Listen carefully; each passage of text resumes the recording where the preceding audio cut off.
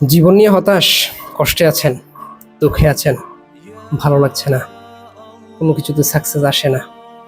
একবারও কি নিজের সাথে বসেছেন যে আসলে প্রবলেমটা কোথায়?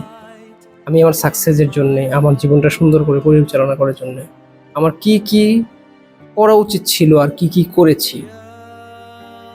পেছনের অনেক ভুল হয়তো আমরা করেছি, সেগুলো আমরা ফাইন্ড আউট করে নেই। আমরা শুধু সাকসেস চাই, কিন্তু ভাই এইটা ট্রু যে দুনিয়াতে আপনি এমনি এমনি সাকসেস হতে পারবেন না। দুঃখ, কষ্ট, কান্না, এই টাইপগুলো অবধারিত। এগুলো আপনি না চাইলেও আপনার জীবনে আসবে। এইগুলোকে ওভারকাম করে সুখটাকে, দুঃখটাকে জয় করতে হলে, সুখটাকে উপভোগ করতে হলে, কষ্টকে নিবারণ করতে হলে আপনাকে প্রতিনিয়ত কাজ করতে হবে। প্রতিনিয়ত এগুলোর সাথে ফাইট করে করে ব্যালেন্স আনতে হবে। দুনিয়াটা এরকমই। আপনি সুখের জন্য কাজ করবেন, দুঃখ চলে আসতে পারে, বাট সেটাকে ওভারকাম করার জন্য আপনাকে লার্ন করতে হবে, আপনাকে পজিটিভ থাকতে হবে।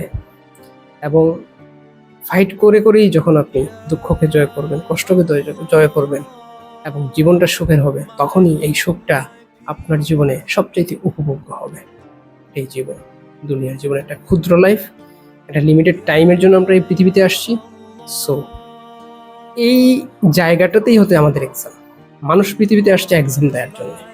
এই যে দুঃখ, কষ্ট, অবধারিত, এগুলোকে ওভারকাম করে সুখে থাকার চেষ্টায় প্রতিনিয়ত কাজ করে যাওয়া, দুনিয়াকে জয় করা, আর নেক্সট ফাইনাল ডেস্টিনেশন আমাদের জান্নাত ওর জাহান্নাম।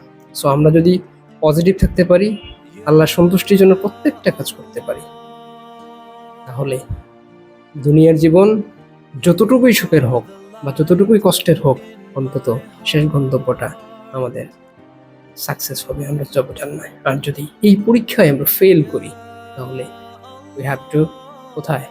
জাহান্নাম। আল্লাহ তাআলা মাফ করুক। জান্নাতের জান্নাতের মাল মশলা যাতে আমরা অর্জন করতে পারি, সেই তৌফিক যেন আল্লাহ তাআলা আমাদেরকে দান করেন। ধন্যবাদ।